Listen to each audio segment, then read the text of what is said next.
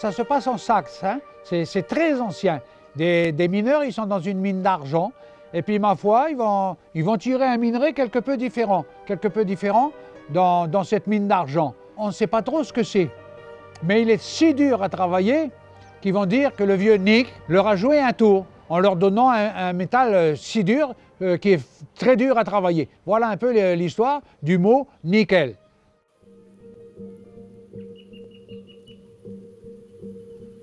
La plaque tectonique australienne va s'infiltrer sous la plaque pacifique, la nôtre d'ailleurs, et on peut parler d'un accident. Hein. Il y aura un soulèvement de la côte Est. On le voit très bien, ça se lit en regardant les montagnes et tout ça. Voilà. Et c'est le soulèvement va entraîner l'affaissement de la côte Ouest. C'est-à-dire que là-bas, vous avez beaucoup plus de plaines, très peu de montagnes. Tandis que nous, ici, tous nos montagnes, ils ont les pieds dans l'eau. Et le nickel, normalement, qui était à 70 km sous nos pieds, quand nous allons voir, nous, apparaître les péridodites, on dit la Nouvelle-Calédonie est née.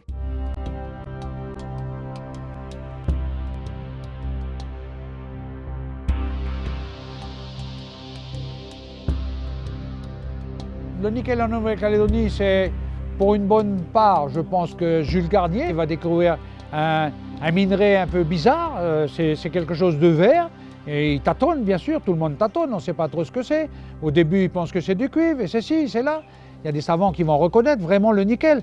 Pour lui, c'était des pierres vertes que les Mélanésiens déjà en parlaient. Mais à partir d'une autre époque, on voit quand même au Mont d'Or, Monsieur, Coste et sa famille, c'était une grande famille, la famille Coste, on les retrouve un peu partout, une grande famille. Monsieur Coste et Monsieur Higginson vont monter une société pour exploiter déjà ce fameux nickel. Hein, voilà. Alors tout doucement, les gens vont se mettre au pas, ils vont comprendre ce que c'est que le nickel, ce qu'il faut faire et ne pas faire. Voilà un peu l'histoire de notre nickel. Ben, les plus grandes mines, on parle du plateau, c'est extraordinaire le minerai qu'on va extraire de ce plateau, c'est des millions de tonnes, c'est 133 ans d'exploitation. Si c'était mauvais, on serait arrêté sur le plateau. Il n'y a pas que le plateau va fermer pendant une vingtaine d'années pour encourager une autre mine, c'est-à-dire les bornés, qui sont un minerai spécial, un très bon minerai. D'ailleurs, la locomotive arrive aux mines bornées d'abord, avec un petit téléphérique des Allemands là, en 1900. Hein. Mais les bornés, par rapport au fort taux de serpentine, un homme sur les bornés faisait 2 tonnes de minerai par jour en décortiquant les roches, en balayant les poussières et tout ça, 2 tonnes, alors que sur le plateau de Thio, difficilement 1 tonne, un homme, hein, voilà. Mais c'est un ensemble de mines, hein, Thio, attention, il n'y a pas que le plateau, hein. Il y a la Pauline là-bas, il y a l'ensemble de Dotio, il y a là-haut sur le plateau certaines mines qui descendent leur minerai sur la Dotio. On a la facilité aussi d'avoir la mer tout près pour les chargements de bateaux et tout ça. Il n'y a pas les grands transports sur des kilomètres et des kilomètres, quoi, hein, voilà.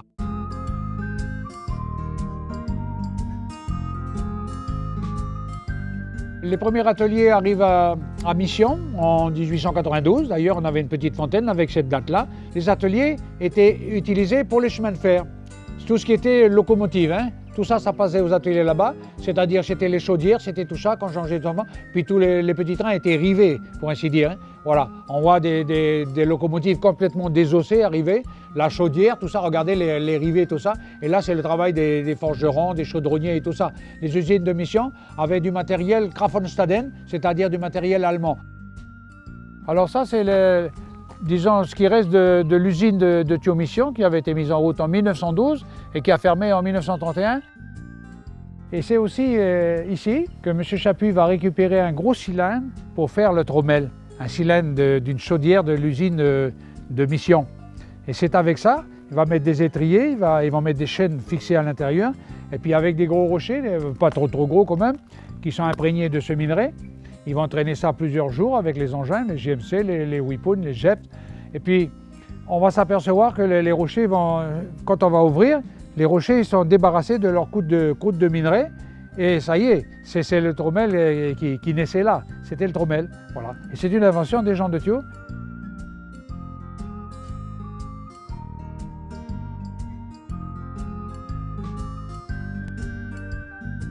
on connaît un peu un nickel, comment dire, peut-être un peu plus pauvre, hein, on connaît ça déjà. On dit de la pimélite, de la pimélite. Le minerai canadien, par exemple, il est plein d'arsenic, lui. Il est plein d'arsenic.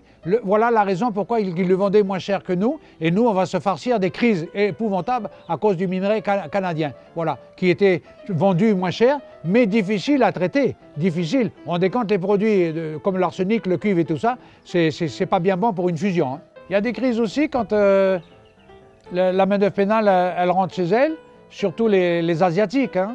Ça, c'est à la mécanisation. Quand on met la mécanisation en place, il faut moins de monde, c'est normal. Ça va être assez lent à se mettre en route, mais quand on va voir qu'un camion ou une pelle peut faire des tonnes et des tonnes par jour par rapport aux Vietnamiens ou aux Javanais, ça valait le coup de travailler mécaniquement. Mais là, il y aura un gros problème. C'était un gros mélange de beaucoup de corps étrangers dans ces engins, hein. Voilà. C'était ça le problème et les teneurs vont chuter à toute vitesse, hein. En 1900, on n'est plus qu'à 7%. Alors qu'au plateau de Thio, par les galeries, le verre, on est à 16%. C'est impressionnant quand même.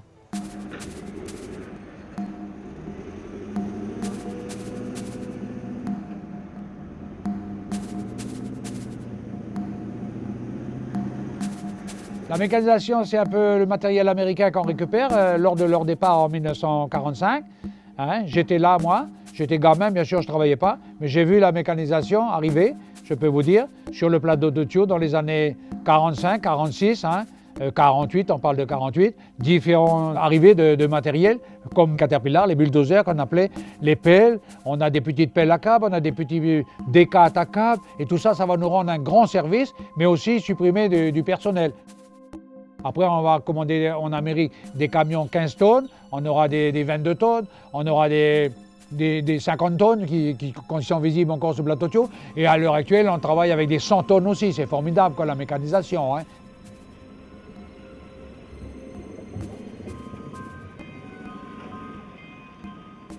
Dans le village de Thio, comme dans mes écrits, je mets, c'était devenu le village américain avec les Whippets, les chefs, les Dodge Chameau et tout ça, les JMC, les White. C'était devenu le garage de toute l'armée américaine. Mais depuis 1953, j'ai déjà des notes.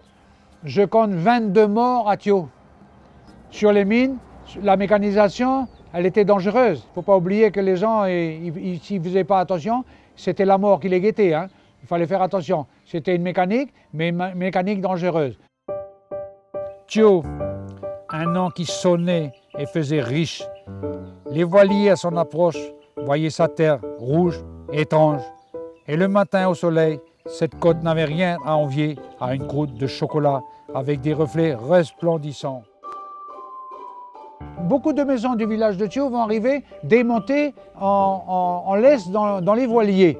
On a le musée de la mine qui va arriver de cette façon, cette magnifique maison qui était la direction de la SLN, hein, sur un plan en 1885. Vous voyez, c'est juste après la création. On voit déjà le musée de la mine, hein. On n'a pas la date exacte qu'il est arrivé par les voiliers, mais toutes les planches, tous les bois, tout ce qui est poteau, tout ça, tout est numéroté. Ça allait assez vite, le remontage sur les chantiers, quoi. Et on peut dire qu'une bonne partie du village de Thio, c'est des maisons qui sont venues en laisse dans les voiliers et dans les gros bateaux aussi par la suite, quoi. Moi, je voyais les vieux partir à la retraite. J'ai vu des vieux sur un groupe de 7-8 une fois partir ensemble. Et certains pleuraient. Certains pleuraient. Et ils se disaient eux-mêmes, on ne reviendra plus jamais à Thio. Ils étaient oubliés. Ils avaient pris leur retraite, ils partaient changer de côte. Et quand on a monté le musée, il va se passer une chose. On verra ces vieux pépés, tout blancs là, venir avec leurs petits-enfants, leurs enfants, présenter la maison qui les avait accueillis et les outils qui s'étaient servis eux, hein, ces vieux.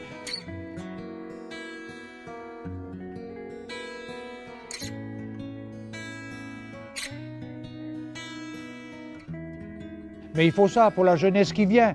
C'est peut-être un lieu où ça va dire à un jeune que lui, il est heureux. Il est heureux, il est sur un camion aujourd'hui. Il n'a pas la pelle, il n'a pas la pioche, il n'a pas la masse, il n'a pas ça. D'ailleurs, je travaille encore. Grâce à ce métier, je fais de l'art. Hein. Je fais de l'art avec ce métier de forgeron, chaudronnier et outilleur.